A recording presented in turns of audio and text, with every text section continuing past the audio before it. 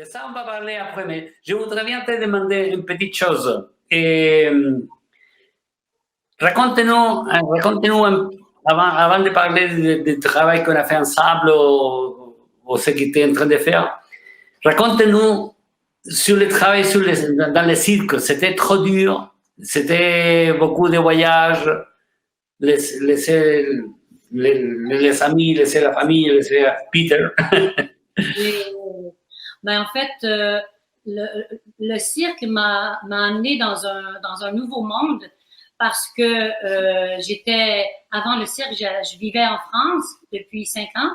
Et à ce moment-là, quand c'est arrivé, c'était le décès de mon père. Alors, je suis rentrée au Québec.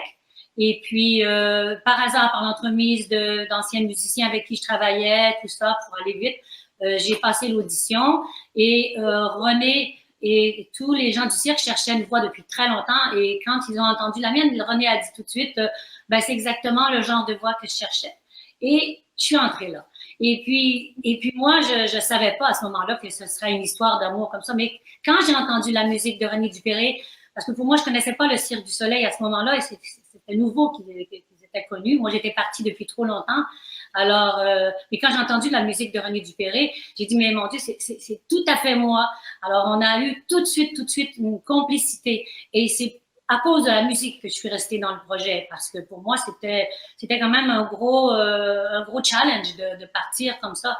À ce moment-là, j'étais quand même célibataire, alors pas d'enfant, donc ça allait très bien pour ça. Et en fait, je me suis fait une nouvelle famille avec le cirque. Ça a été une complicité. Il y avait en fait beaucoup de Russes dans le. Alors, j'ai pas appris le russe malgré tout.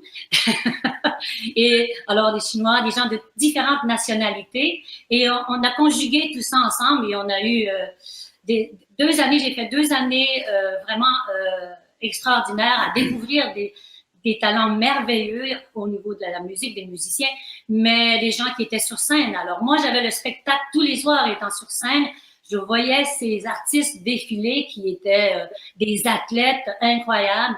J'avais peur pour eux, mais on a fait des rencontres merveilleuses. J'ai rencontré, en fait, j'ai jamais été plus impressionnée qu'il faut, mais on a vu le président Clinton qui est arrivé. On m'a dit, mais c'était quelque chose de voir tout ce qui s'était passé pendant la semaine pour tout organiser, pour cacher, pour être certain qu'il n'allait pas être vu de nulle part, pour le protéger. Et puis, j'ai rencontré aussi le vice-président Gore qui a été charmant de tout. Alors, j'ai rencontré des grandes personnalités et ça a été souvent, tu te rends compte aussi, les plus talentueux sont les plus généreux. Alors, ils ont été, ça a toujours été des belles rencontres. Et j'ai eu la chance de rencontrer Pink Floyd à ce moment-là. Et puis, quand ils ont entendu le spectacle, ils sont venus voir au moins 6 fois le spectacle. J'ai eu l'offre d'aller chanter avec eux comme choriste. Ils ont dit, est-ce que tu veux pas nous suivre avec nous pendant la tournée? J'ai dit, désolée, mais je suis déjà prise au cirque. Dites-moi une petite chose. Pour nous, les musiciens, c'est toujours un peu difficile de travailler avec les gens du théâtre. Parce que c'est une discipline que nous, les musiciens, on n'a pas tellement. Et pour toi, c'était un choc de travailler avec une rigorosité du métier? Tu veux dire à ce moment-là que ce soit tous les jours la même chose ou... Mais surtout la discipline de que tu dois être pile à l'horaire, et que tu dois faire ce que tu dois faire, pas embêter les gens, etc. Ça a été la plus grande difficulté pour moi parce que bon, je suis une fille que mon nom porte le nom de liberté. Hein. Alors, voilà. Et donc, pour moi, le fait d'être comme ça avec toute une équipe où on nous demande d'être là 2 heures d'avance, les maquillages et tout. Alors, moi qui ai l'habitude de gérer ma vie et de me maquiller à la dernière minute et de m'habiller à la dernière minute, j'en ai rendu plus d'un inquiet. Alors, l'habilleuse, elle disait, mais Francesca, elle n'est pas arrivée, on a tous les micros à mettre en dessous de la robe. Alors, c'était compliqué parce que juste pour me mettre la robe, ils étaient 3 autour de moi pour m'attacher. Oui. Tout le tralala qu'il y avait autour de moi. Et moi, j'étais toujours comme 15-20 minutes avant. Et les filles, ils paniquaient. Et un jour, ils se sont plaints et la Big Boss a dit, est-ce que vous avez déjà vu Francesca en retard sur la scène? Ils m'ont dit non. Ben, laissez-la faire comme elle est. Mon stress, je suis comme ça un peu. C'est que d'être un petit peu à la dernière minute, je passe mon stress comme ça. Mais ça stresse d'autres. Mais que veux-tu? C'est moi la star. Hein? Oui, bien sûr. Écoute, le fait de chanter et travailler avec des gens de beaucoup de pays, surtout de Russes, mais je crois que tu as inventé un langage en même temps. Il avait les gagnonnés qui s'imposaient. C'est une cause à toi ou c'est tout de suite quelqu'un a demandé chanter de cette façon qu'on n'a pas rigolé.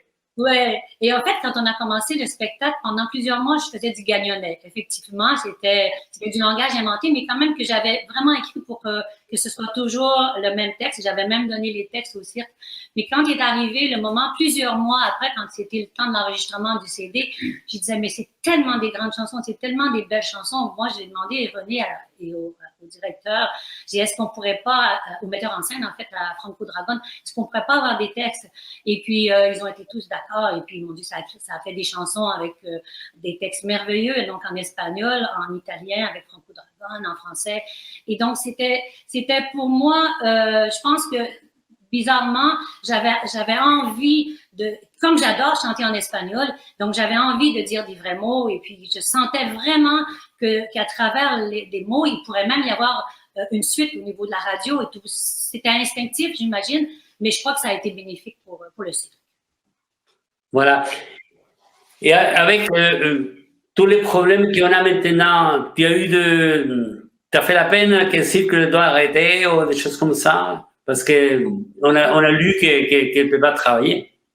C'est terrible. Je trouve ça terrible parce que le Cirque du Soleil, il y a souvent des gens qui vont critiquer certaines choses, mais ce qu'il y a de bon, c'est que ça a fait connaître, fait vivre quelque chose à des jeunes et souvent aussi tous ceux qui sont des médaillés qui faisaient peut-être pas grand-chose après de leur discipline peuvent continuer à travailler. Et donc, tous ces gens-là, ce sont tous des professionnels, des passionnés qui mettent toute leur vie en arrière de leur discipline.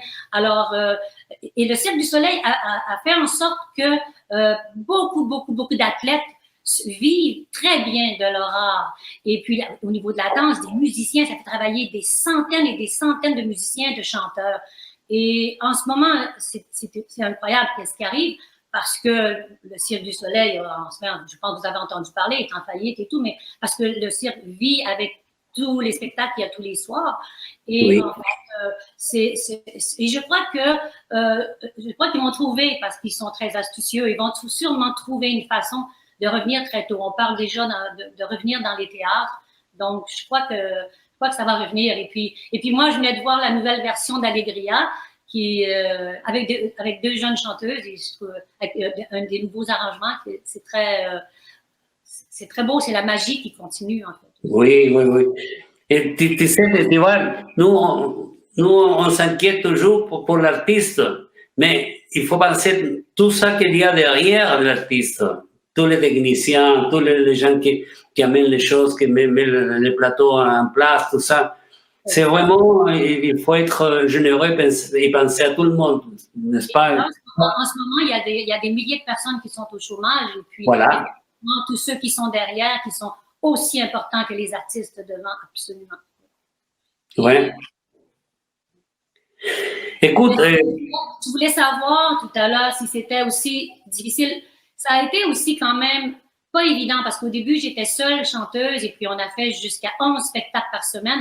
Mais j'ai une voix quand même assez puissante qui fait que j'ai une bonne technique qui fait que j'étais capable de tenir. Mais à un moment donné, il y avait 2 spectacles dans la même journée avec sur l'intermission, une deuxième partie. Vers la fin, je devenais assez fatiguée que je savais plus dans quelle partie de la chanson j'étais rendue. Est-ce que je suis rendue dans le premier couplet ou le dernier? Parce que comme je l'avais fait avant et tout, ça veut dire la fatigue qui rentrait avec, c'est comme oh là là, je venais presque étourdie à savoir où est-ce que j'en étais. Et puis il y a une fois où je me trompais peut-être, me trompais pas souvent, mais comme les petites filles, parce qu'il y avait beaucoup d'enfants dans le cirque, dans le spectacle d'Allegria. Et ils chantaient toute la chanson avec moi dans Allegria. Et il y a un soir où j'étais con, pourtant la chanson, je l'avais chantée sûrement 500 fois cette fois-là. Et j'ai vraiment mélangé toutes les paroles. Et tout, il passait devant moi, parce que dans Allegria, à ce moment-là, il passait devant moi, il était et moi, on a dit, tu t'es trompé. Oui, mais tout le monde connaît le Tragan. Un jour, j'étais tellement épuisée, je pense que je suis presque tombée dans les pommes. Et c'est là que le chef d'orchestre a dit à Guy Laliberté, je pense qu'à un moment donné, je pense que vous allez avoir besoin d'une remplaçante parce que Francesca est en train de tomber. Mais j'étais vraiment épuisée. Parce que ça faisait quand même des mois qu'on était en chapiteau en train de monter le spectacle et tout le monde travaillait très, très dur. Et nous, avec les musiciens, on pouvait presque pas répéter parce qu'on était sur place pour faire comme la mise en scène et tout. Alors nous, on attendait des heures dans le chapiteau. Alors ça, c'était le côté qui a fait que on avait déjà beaucoup, quand arrivait là, on arrivait déjà assez fatigué. D'autant plus qu'il venait de terminer à nous monter un spectacle à Vegas. Donc, mais bon, il y avait les deux côtés. Mais quand je me trouvais sur scène avec toute cette magie-là, moi, j'étais heureuse. La chose plus jolie, c'est qu'on a du mal à faire tout avant et après dans le spectacle, ça vient la merveille. On sent plus la fatigue, on sent plus. Voilà, c'est ça. Je me rappelle quand on a fait les cadeaux pour l'anniversaire de Salvador Allende, qu'il y aurait 100 ans, on a chanté 100 chansons à la suite, on était 8h30 en train de chanter sans s'arrêter. Et tu sais, pour moi, c'était comme un concert, on voulait tellement faire ça que ça y est, ça fait. Écoute, et tout ça, c'est Allegria, Allegria, Allegria, Allegria. On peut chanter un petit peu? Allegria. Allegria. Allez-moi Allegria. Come una vita. Allegria. Come un pazzo grida. Allegria. E vedi tu soffrire. La luce serena. Come la allegria, come un assalto di gioia. Quelle beauté! Et tu sais, c'est tellement joli qu'on oublie qu'il y a pas mal de autres chansons du spectacle d'Allegria qui sont incroyables. Et tout ça, c'est à René.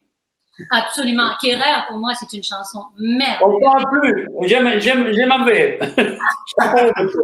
Chapeau. On pourrait faire une entrevue de 2 heures et commencer à vous faire des petits bouts de chaque chanson parce que quand on les fait juste au piano, avec René, il a amené des nouveaux arrangements qui sont incroyables. Vai Vedrai, par exemple, elle n'est pas reconnaissable. Alors, la petite écran est rendu.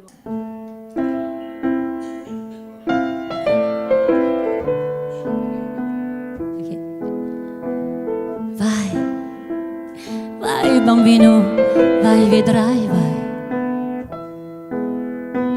Vedrai dove manca la fortuna, non si va più con il cuore, ma coi piedi sulla luna. Oh mio fanciullo, vedrai, vai vedrai che un sorriso nasconde spesso un gran dolore, vai vedrai follia dell'uomo, follia dell'uomo senza drittura, vai, follia dei guerrieri senza paura, vai, follia di vita che giocano al paradiso dal soldato ucciso. Mio fanciullo, vai, vai, vedrai che un sorriso sorriso, nasconde spesso un gran dolore, mai vedrai follia dell'uomo.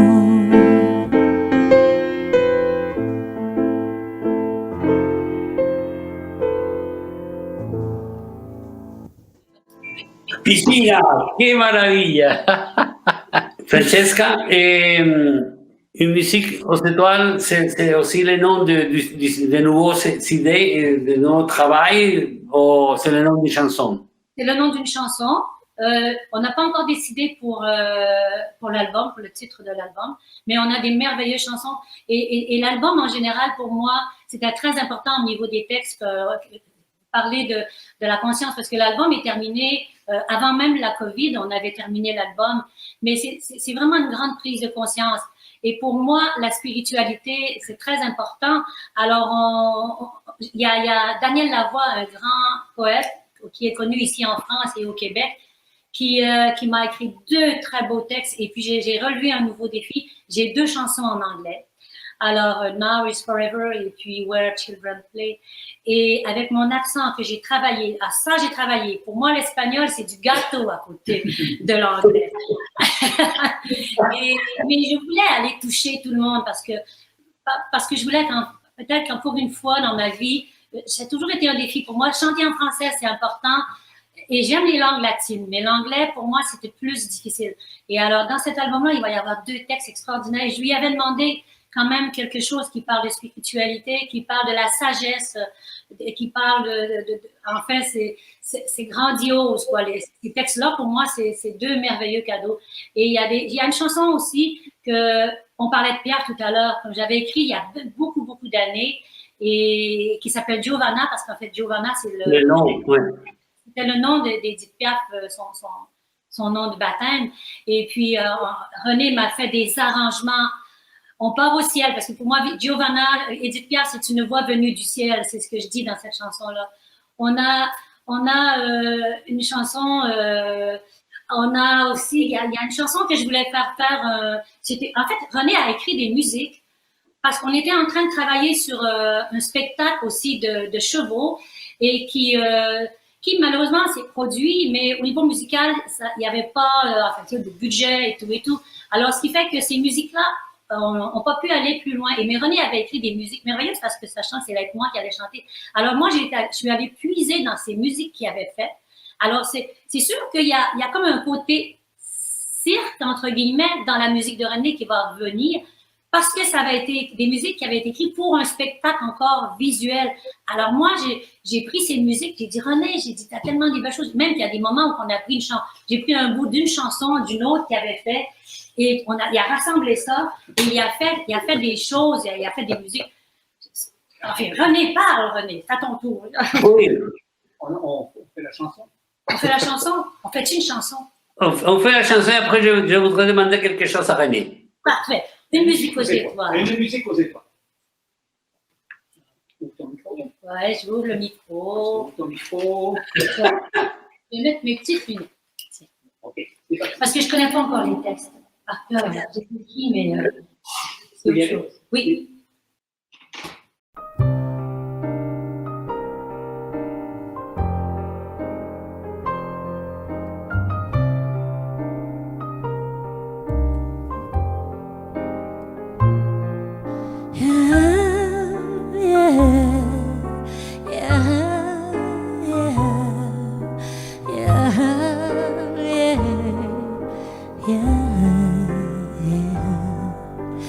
Écoute ces mots qui viennent du cœur, venus de toi, de l'intérieur, de l'au-delà, ou bien d'ailleurs, des mots pour éloigner tes peurs. Une musique aux étoiles chante les notes et l'histoire. Tant de secrets se dévoilent, tu verras.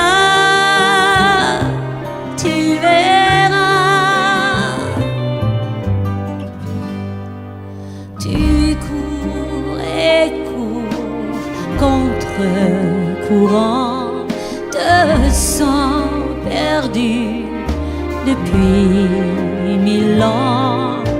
Regarde le ciel s'ouvrir à toi, un vent t'appelle, approche-toi. Pianissimo, tu t'en